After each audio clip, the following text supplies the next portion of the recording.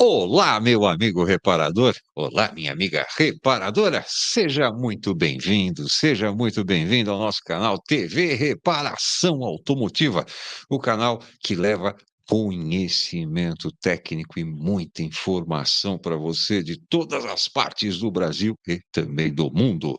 Hoje estamos direto aqui dos estúdios da Flex Company para mais um podcast que eu tenho certeza que você vai adorar. Sabe por quê? O tema é carro elétrico. Esse bicho de sete cabeças, ou será que é de sete fios? O carro elétrico, ele vai chegar na minha oficina. O que que eu faço com ele? Será que ele vai dar choque?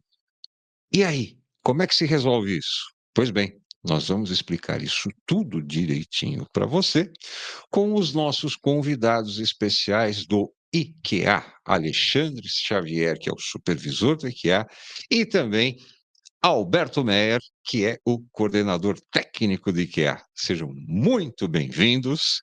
Para a gente começar, eu vou pedir então, né? Tá certo que eu sei que tem muita gente que já conhece, mas aqueles que estão chegando agora que ainda não conhecem. Primeiro você, Alexandre, conta um pouquinho da sua história no IKEA, um pouquinho da sua história no setor automotivo. Olá, Ragazzi, muito obrigado pelo convite, obrigado a todos que nos assistem.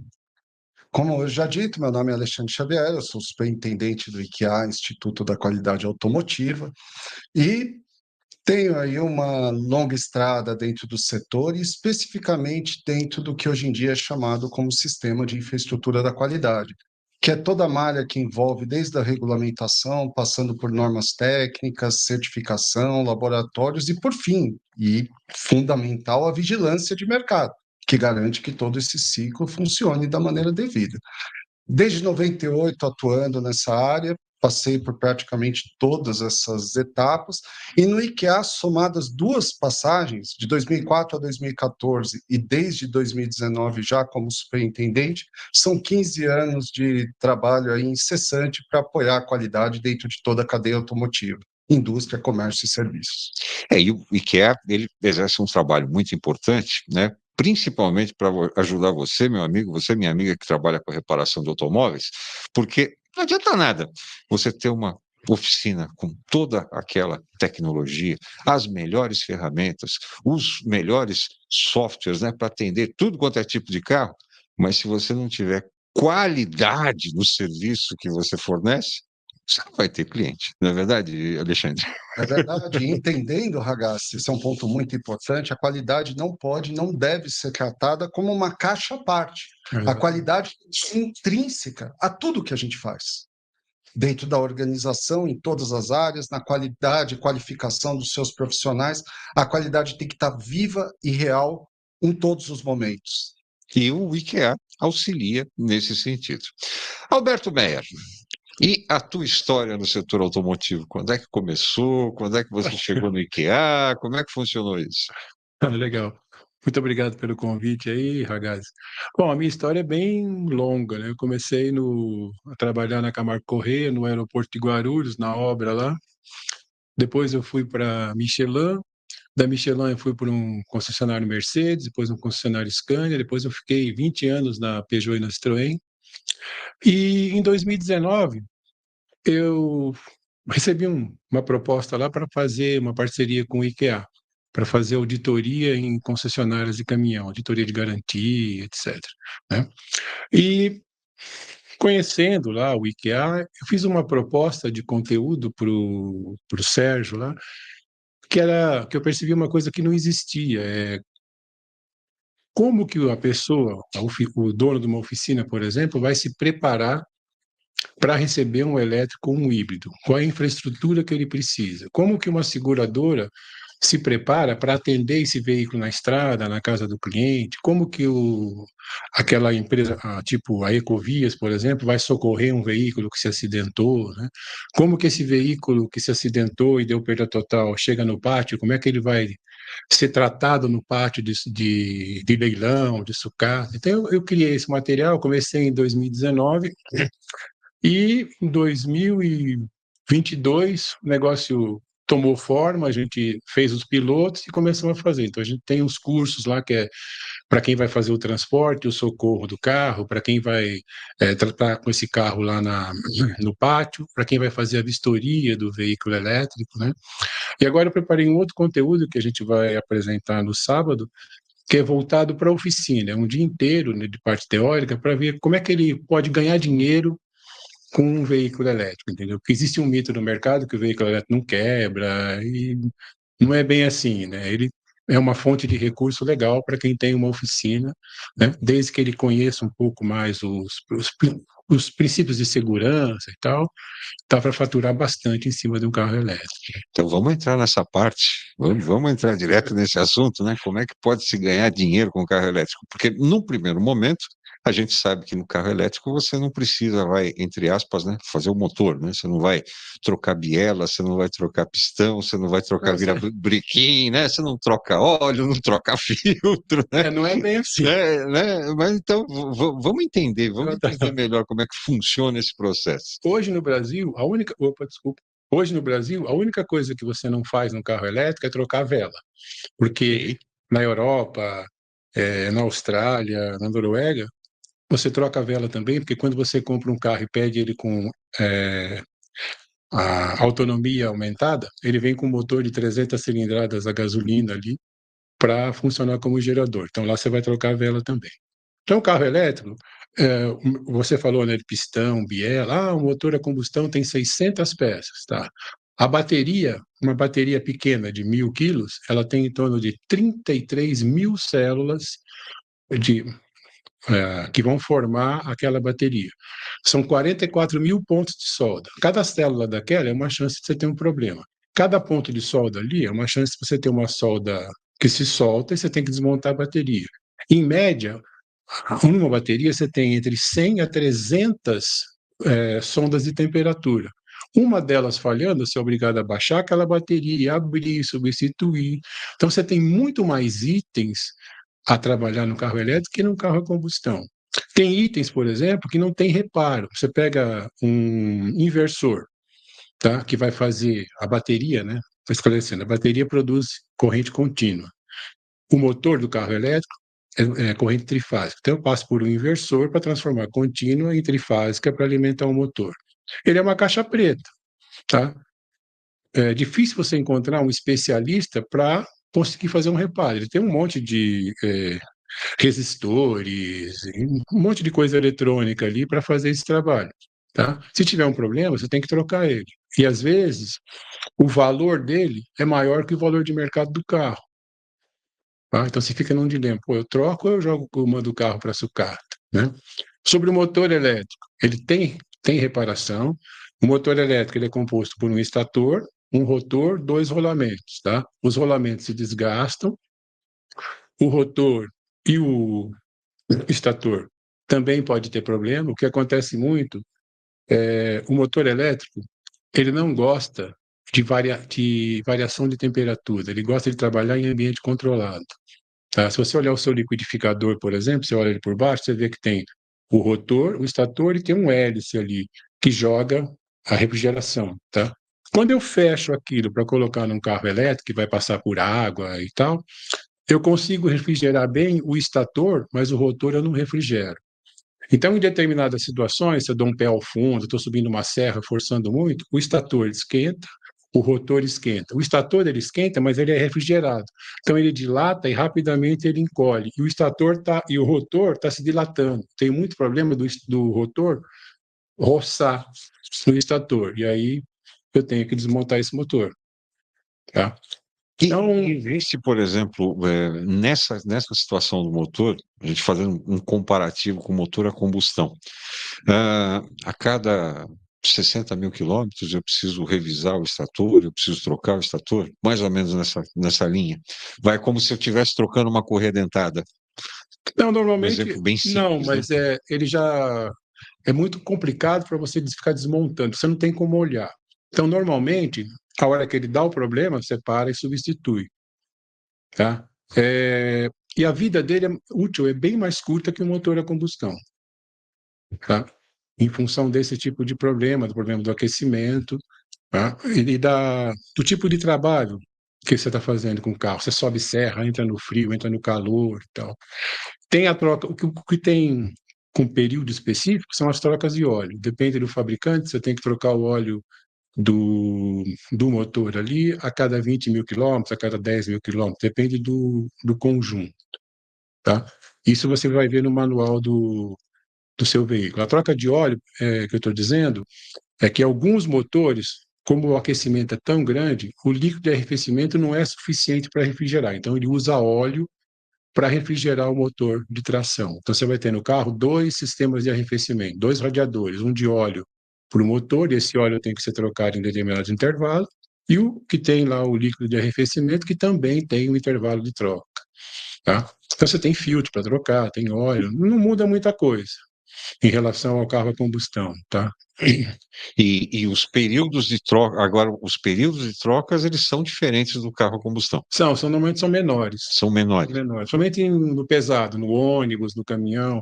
O ônibus você tem que trocar o óleo do compressor do sistema de ar, né? Tem que trocar o óleo da bomba de direção, né? Tem que trocar, depende do tipo, trocar o óleo do diferencial. Os ônibus urbanos que eles estão colocando agora vêm com motor na roda, tá? Então ele não tem óleo ali. Mas a cada chuva, por exemplo, você tem que dar uma olhada, desmontar o conector, ver se não tem umidade, né? Porque pode ter corrosão, pode ter um problema de curto-circuito, tá?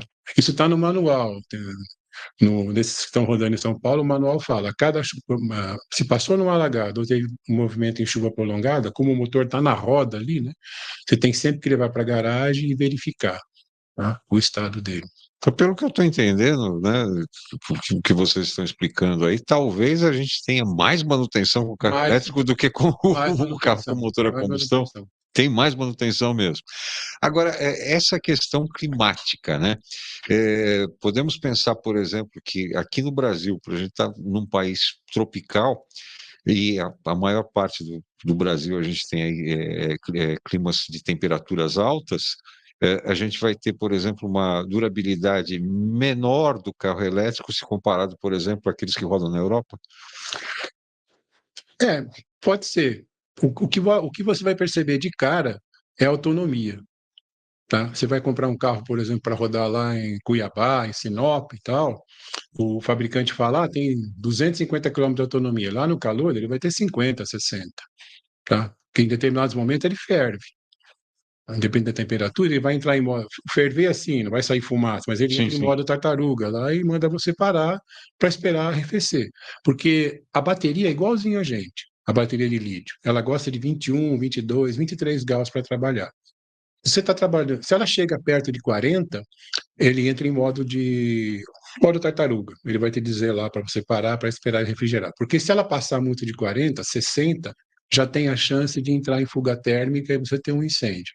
Então ele se protege. Tá? Essa questão de temperatura influencia muito. O ano passado, por exemplo, né, que foi o ano mais frio do século, lá no hemisfério norte, então você tinha aquele monte de vídeo, né, de carro elétrico parado na estrada porque a bateria congela. Né? Então você tem um problema de temperatura, se é muito frio ou se é muito quente. Com certeza, lá para o lado do Mato Grosso e tal, não vai ter um desempenho muito legal. Tá? Você vai ter esse problema de redução de autonomia.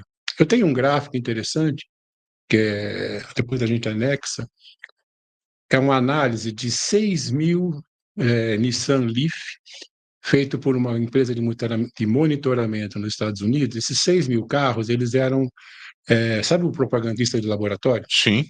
Eles foram usados de 2019 a 2020 por propagandistas de laboratório nos Estados Unidos e um pedaço do Canadá, na divisa perto de Detroit, ali naquela região. E ali mostra a variação da autonomia em função da temperatura. Quando você está muito perto, você está perto de 10 graus, menos 10, menos 20, você tem em torno de 38 quilômetros de autonomia. Quando você está lá em torno de 20 graus em média, a média deles era 380 quilômetros de autonomia, entendeu? Se sobe muito a temperatura, também reduz. Aí esse gráfico é dinâmico, é legal a gente entender isso. Então, o calor tem esse problema da autonomia que você não tem muito com o carro a combustão, entendeu?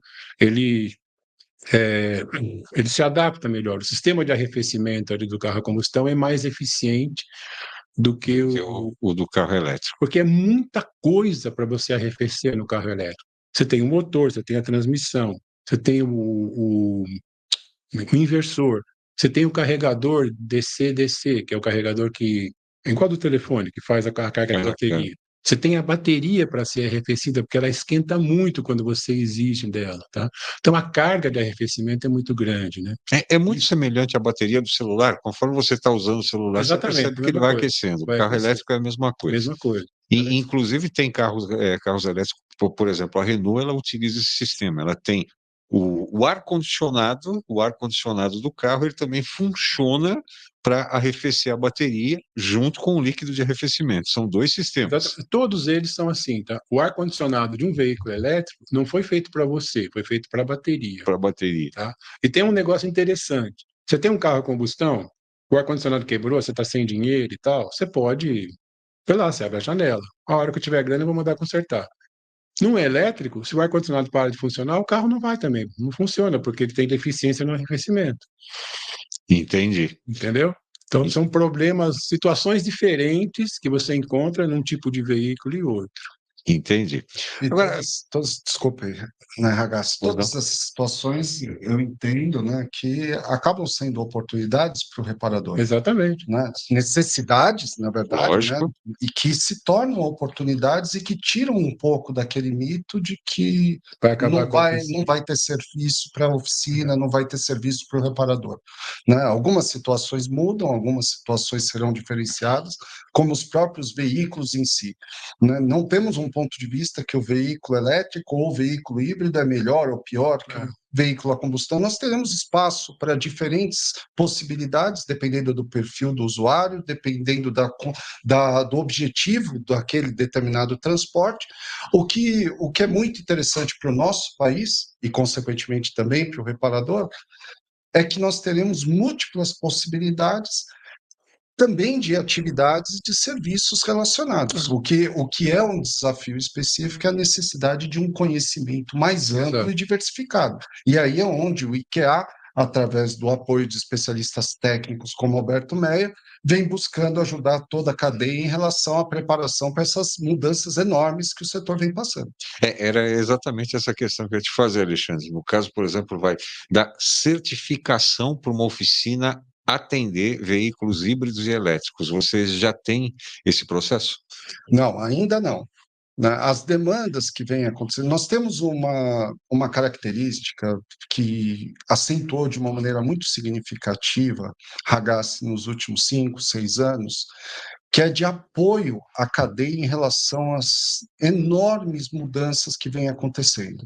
Isso inclui a transformação digital, isso inclui as questões de sustentabilidade, isso inclui os novos modelos de negócio, as possibilidades relacionadas a comércio eletrônico, a transação, a compartilhamento de veículos, tudo isso precisa, como a gente comentou no começo, de ter um foco em relação à qualidade. Né? Porque de que maneira que a qualidade participa e apoia esse processo, sob o ponto de vista, inclusive, do consumidor.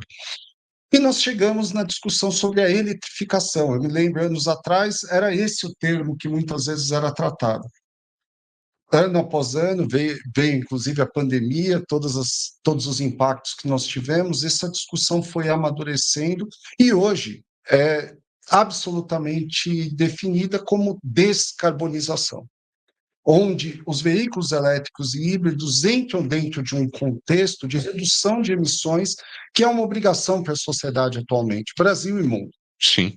Agora, nesse contexto, quais foram as demandas que vieram acontecendo, inclusive antes da certificação, sobre o ponto de vista da qualidade? Uma delas veio de encontro às atividades que foram citadas pelo Meyer em relação à qualificação. Existem muitas dúvidas, muitas inseguranças de como manipular, manusear, reparar, estruturar o espaço relacionado, vide as discussões hoje em dia para a questão do carregamento, muitas dúvidas que são acompanhadas de algumas regulamentações ainda insuficientes para esse aspecto dentro do nosso país. E aí, como eu comentei do sistema da infraestrutura da qualidade, se você tem uma regulamentação que ainda não está madura, você acaba não tendo ainda normas técnicas para manutenção na amplitude e na diversidade que precisamos, não tendo processo de certificação e de avaliação ainda no nível que essa tecnologia exigirá, e isso compromete, por fim, a vigilância de mercado. Se você não tem essa estrutura pronta, você não tem como vigiar também da maneira plena. Então, esse foco de qualificação, de orientação e de sensibilização vem sendo a prioridade de atuação do Instituto no momento atual. Mas existem discussões paralelas, já junto ao próprio Inmetro, em relação a possibilidades relacionadas à certificação de bateria ou à certificação de carregadores, dois itens ligados diretamente a veículos elétricos e híbridos que, sem sombra de dúvidas, e a bateria inclui a sua reciclagem, precisarão de algum tipo de validação independente para a segurança de todos, empresas, profissionais e os consumidores finais. Nós temos, por exemplo, situações aí, né, como o próprio Fiola chegou a comentar, no ano passado, inclusive, quando foi feita a entrega do prêmio lá do Sindirepa, que ele teria naquela semana uma reunião com o pessoal da ABNT para falar sobre as normas técnicas para a questão, por exemplo, da pintura, de você colocar um carro elétrico numa estufa de pintura, né? Porque tem uma situação, né? Você não pode colocar de maneira alguma. Depende do fabricante, ele fala, olha, você pode colocar uma vez a 60 graus por um período. Tem fabricante que fala, não, você vai fazer pintura, você vai usar a cabine de pintura, tira a bateria fora. Tá? Depende muito do fabricante. Bom, mas você tirando a bateria fora... Aí você pode fazer. Porque o problema é o aquecimento da bateria. É o aquecimento da bateria. Só que... Só um detalhe. Nisso que o Alexandre falou, o IKEA também, junto com a ABNT, está preparando uma norma para a formação das pessoas que vão trabalhar com veículo elétrico. Então, o nível que cada um tem que ter para cada função. Tá? Essa norma está quase pronta, né? Deve sair... Não sei se saiu ainda, acho que vai sair ainda, né? Eu participo das reuniões. Provavelmente ainda não esse ano. Não sai esse ano ainda? Eu acredito que não, pela última informação que nós tivemos. Dentro dessa estrutura, a responsável por normas no Brasil é a ABNT, a Associação Brasileira de Normas Técnicas, que dentro da sua estrutura possui diversos comitês brasileiros, usualmente tratados como CBs, e o CB5 é o CB responsável pelas normas automotivas. O IKEA acaba participando, colaborando dentro desses grupos, como um organismo de avaliação da conformidade, uma entidade do setor, junto com as empresas, junto com outros profissionais. Estamos trabalhando em diversas normas, né? A parte delas, o MER também participa junto com outros especialistas do Instituto, para que a gente possa colaborar tanto na validação, homologação das empresas, quanto dos profissionais. Você citou o Fiola, né? Sim. Fiola tomar a liberdade de comentar algo que eu sei que pode ser tornado público, ou Sindirepa, que é uma das entidades que compõem o IKEA, junto com a Anfávia, a Sindipeças, FenaBrave e outros órgãos do governo e instituições de ensino, já solicitou e defende que nós tenhamos uma certificação com esse escopo de veículos elétricos e híbridos para as oficinas. Em relação à certificação do profissional, já há algumas iniciativas, o próprio Senai, que também compõe a estrutura do IKEA, também já vem colaborando e trazendo referências internacionais para serem aplicadas no Brasil.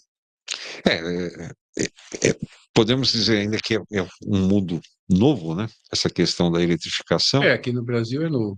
Mas não é tão novo assim, não, né? Já tem 30 anos. Não é tão novo assim, né? A gente já teve, por exemplo, aqui no Brasil, né, o Gurgel, que lançou um carro elétrico, né? Tudo bem que, né, foram poucas as unidades comercializadas, era uma situação, uma situação diferenciada.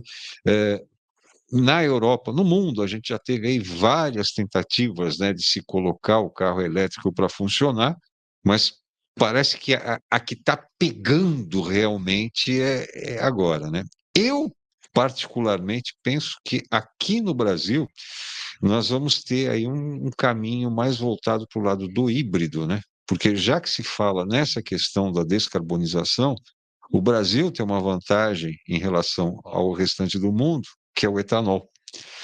Né? E já tem aí situações, por exemplo, né, que alguns especialistas falam que o O híbrido flex, ele polui menos até do que o 100% elétrico, né? Por quê? Né? Porque se leva em conta toda Cadeia de a produção. cadeia de produção, né? Desde do primeiro, né? Da primeira chapa que é, que é feita para o carro até ele estar rodando, né? Não é só a fumaça que se sai do escapamento. E o híbrido flex, ele polui menos, por exemplo, do que o carro elétrico, porque o carro elétrico ele também tem o problema do descarte da bateria, né? E a vida é muito mais curta também. E a vida mais curta, né?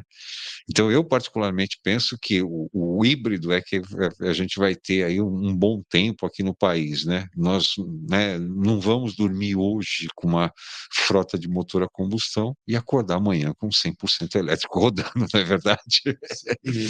E dentro do contexto da descarbonização, que eu destaquei, que foi um amadurecimento da discussão sobre a eletrificação veicular que nós percebemos no decorrer desses últimos anos, os biocombustíveis têm um papel essencial dentro disso, até como uma estratégia do próprio país, né? Todo esse orgulho e destaque que você comenta sobre o etanol, eu acho que a gente poderia ampliar o universo para biocombustíveis, e o Brasil tendo uma oportunidade de ser uma referência que na prática já é em relação a esse tipo de tecnologia.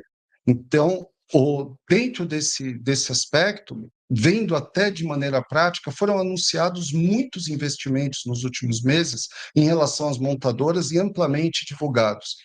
Olhando, 100% ou praticamente 100% é focado em veículos híbridos, né, em tecnologia híbrida. Então, é um caminho além dessa sua percepção, Ragazzi, que do ponto de vista do IKEA, que é um instituto que está disponível para apoiar qualquer que seja a rota tecnológica definida pela indústria e pela sociedade, nós estamos enxergando que o híbrido também provavelmente será um caminho muito relevante para os próximos anos. Agora, essa questão do híbrido, né?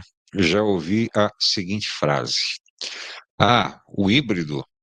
Então, o híbrido, ele traz os dois problemas. O problema do carro com motor a combustão, junto com aquele que é o elétrico. É assim mesmo? Você tem um item a mais ali para fazer manutenção, para cuidar, que é a parte elétrica, motor elétrico, a bateria e tal, né? Então é um item a mais ali. Ele é mais pesado, né? Então vai ter manutenção diferenciada ali também. Mas no que diz respeito a reparo propriamente dito, o híbrido exige mais conhecimento técnico do que o 100% elétrico? Então, o conhecimento seria praticamente o mesmo, tá? Só para você entender, como é que funciona, até para o reparador que vai entrar nesse mercado e tal. Para você fazer a manutenção básica, por exemplo, freio, amortecedor, geometria de direção, carga de gás, troca de óleo, tá? Você pode manter aquele mesmo técnico seu ali, tá? Em determinadas situações, por exemplo, você vai fazer manutenção do ar-condicionado, normalmente os híbridos, os elétricos, o ar-condicionado hoje, o compressor é alimentado com 400 volts. Então você vai ter ali um cabo laranja chegando ali. Esse cabo laranja, às vezes, ele pode passar em frente do filtro de óleo, tá? Então você vai ter que ter na oficina um técnico mais graduado, por exemplo, que fez cursos, principalmente na questão de segurança, tá? Que entende daquele processo, que sabe fazer o desligamento da alta tensão. Então, por exemplo, chegou um carro na sua oficina, seja ele 100% elétrico, seja um carro híbrido. Tem um problema no ar-condicionado, tem que fazer uma carga de gás. Beleza. Aquele técnico lá que tem formação, que tem a certificação, isso pela NR10, que gere a alta tensão, ele tem que ter uma certificação. Ele vai lá, coloca o carro na vaga, faz a segregação, desliga a alta tensão, chama o técnico e fala: olha, José, você tem que fazer a carga de gás desse carro aí. Pode fazer tranquilo, porque eu já desliguei a alta tensão, tá? Ele faz a carga de gás, ele volta, o técnico volta lá, religa, faz funcionar, funcionou, legal, mede pressão, beleza, entrega o carro para o cliente. Então você tem que ter esses dois níveis na oficina. O funileiro, por exemplo, o lanterneiro, depende de quem está ouvindo, né? Sim, sim. O pintor, né? Ele vai trabalhar do mesmo jeito, só que antes daquele carro chegar lá para o funileiro bater, soldar e tal, alguém tem que desligar a alta tensão ou retirar a bateria da onde ele vai trabalhar, tá? Então você tem assim um cuidado a mais, você tem um degrau a mais, mas o dia a dia é o mesmo. É parafuso, porca, entendeu? Não tem assim nenhuma sofisticação. Tem que tirar a bateria. A bateria tem às vezes 120 parafusos que você tem que soltar na capa lá, depois baixar a bateria. Você tem um ferramental um pouco diferenciado, tá? O elevador que você vai usar não pode ter aquela corcova, porque senão você não consegue entrar com aquele carrinho pantográfico para baixar a bateria. Então são pequenos detalhes que o reparador vai ter que ir se adaptando para trabalhar com essa nova tecnologia. Não é nada assustador, entendeu? Desde que você tenha conhecimento. Agora, se você não sabe onde vai mexer, aí é problemático. Com Tá? certeza. Mas se você tem a orientação, é sopa no mel. Pô. E como o IKEA, o Instituto da Qualidade Automotiva, pode ajudar o reparador a entrar nessa nova linha de trabalho? Não, perfeito. Eu acho que um primeiro ponto, né, usando até essa referência que o Meyer comentou, Ragazzi, é ter essa visão, é a sensibilização do reparador sobre o ponto de vista de que haverá muitas oportunidades e muitas necessidades da sociedade, da sua especialidade, da sua competência. É importante entender o universo do veículo elétrico e híbrido de uma maneira mais ampla do que só o veículo em si. A questão do elevador é um belo exemplo que o Meyer comenta, toda a questão do cuidado em relação ao espaçamento, ao atendimento das regulamentações dentro da oficina, as que já existem, as que vêm futuramente. O IKEA está constantemente informando e apoiando. Por exemplo, temos essa cartilha gratuita disponibilizada, basta entrar no nosso site, fazer um pequeno cadastro e baixar, com muitas informações relevantes para que a oficina, para que a concessionária, para que toda a cadeia automotiva se prepare, informações que não são óbvias, www.ikea.org.br, os treinamentos já citados pelo Meyer, e ainda um exemplo de informação, né, eu acho que é válido a gente comentar aqui, de uma demanda prática que a gente recebe. A gente acaba, Ragazzi, na prática, como instituto do setor, sendo uma espécie de parabólica das demandas, das necessidades em relação à qualidade. Sabe uma questão que usualmente não vem sendo tanto tratada e internamente nós recebemos? Instalações. Porque nós temos a infraestrutura elétrica, que é muito discutida, muito abordada, a questão do carregamento, a Sim. questão da necessidade nesse sentido, o veículo em si, mas tem uma questão que é essa interface. Como você transforma a infraestrutura de energia, com todos os seus desafios, até a ponta? A qualidade da instalação, o conhecimento de quem vai instalar, o serviço em si, isso é tratado já hoje por muitos como um gargalo, que também precisa ser considerado. E dentro desse contexto, o IKEA vem do ponto de vista da informação, muitas vezes gratuita, como essa cartilha, podem nos procurar, nos consultarem, do ponto de vista do treinamento, da qualificação, em parceria ou em paralelo com tantas outras instituições de referência, como o Senai, e, por fim, na certificação, que vai ser, além do que já é oferecido, como o exemplo da NR10, provavelmente um aspecto que será bastante aprimorado nos próximos tempos. A certificação do profissional, a certificação da oficina, a certificação dos produtos. Eu dei exemplo, provavelmente a bateria e carregador serão objetos de avaliação da conformidade, até pela questão de segurança. Isso inclui o que você comentou do descarte. Como esse descarte poderá ser seguro do ponto de vista ambiental? Ou então, como será a reciclagem? É muito abordada a possibilidade de você ter essa bateria transformada em uma bateria estacionária. É uma segunda vida. Né? Mas ela não pode, não é tirar do veículo e colocar ela numa outra função, Sim. ela precisa ser transformada. De que maneira isso deve ser feito? De que forma isso pode ser seguro, tanto do ponto de vista da segurança direta de quem vai manipular, quanto do ponto de vista ambiental e outras questões. Isso vai precisar também ser objeto de informações, de regulamentação e, naturalmente, de certificação para a segurança de todos. Naquela palestra que a gente se conheceu lá no IKEA, Sim. daquela palestra surgiu uma demanda que vai acontecer sábado, 24 oficinas pediram mais informação.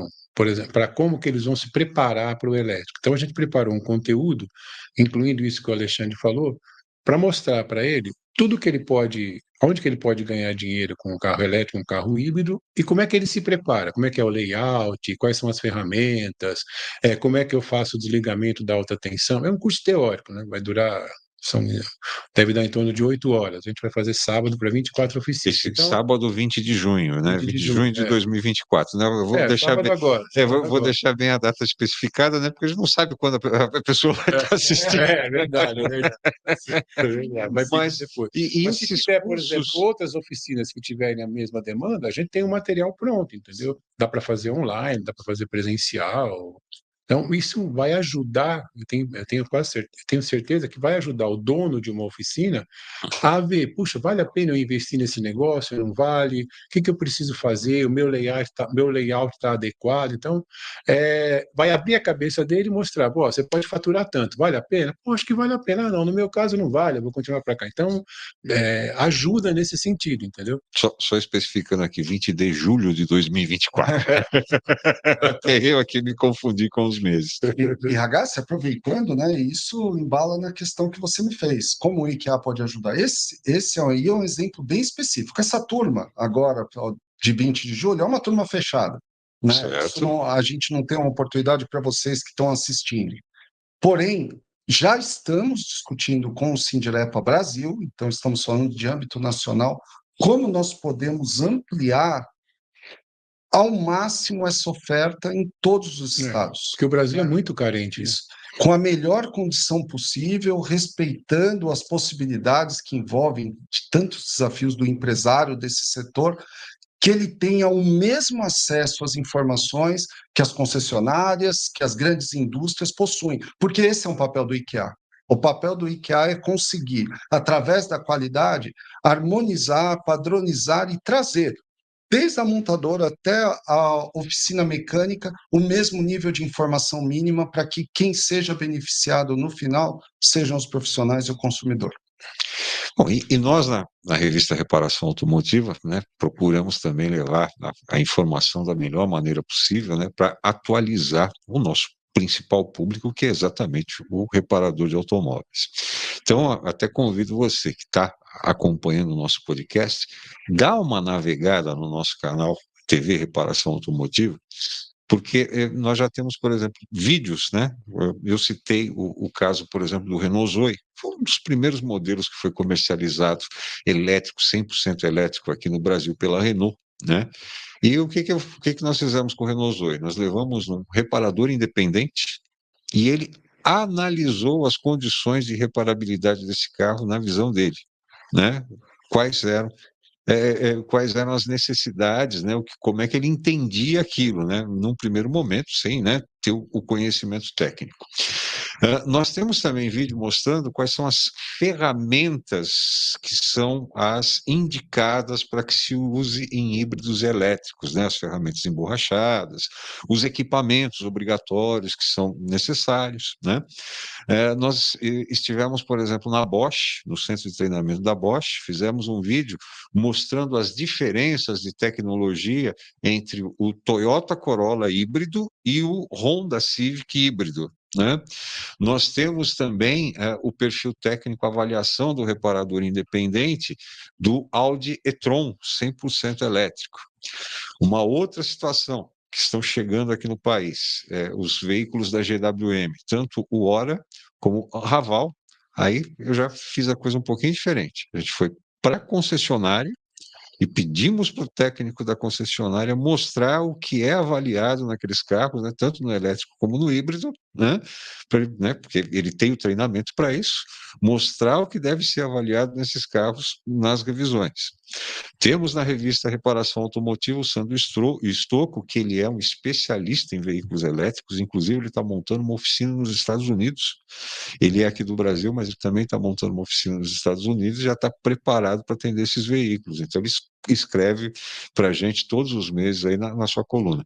E temos também a participação do IKEA mensalmente, né, que fica liberado para vocês tratarem o assunto que vocês quiserem, né, sobre qualidade e nesse meio também colocando as questões dos veículos elétricos e todas essas situações aí que a gente tem para o futuro. Então, estamos aqui procurando fazer a nossa parte e, né, agradecendo desde já o auxílio de vocês para que a gente leve a melhor informação para o nosso amigo, para a nossa amiga que trabalha com a reparação de automóveis. Não, muito obrigado. Não temos dúvida do papel de importância da reparação automotiva em todo esse contexto. E é um privilégio poder estar aqui e um agradecimento sincero do IKEA pelo prestígio, não em relação ao Instituto em si, mas pela sensibilidade e importância sobre o ponto de vista da qualidade. A gente fala muitas vezes dos desafios do nosso país, como reparadores, como o instituto do setor, como cidadãos, que não deixamos de ser todos nós. Nada é sustentável se a gente se embasar de um ponto de vista de precariedade de produtos, de precariedade de serviços, de brigar pelo preço, né? E não tem outro caminho para você fugir desse lado, desse horizonte precário, que não seja a qualidade. É a partir daí que o consumidor vai reconhecer você, reparador, como alguém que vale a pena ele levar o seu veículo.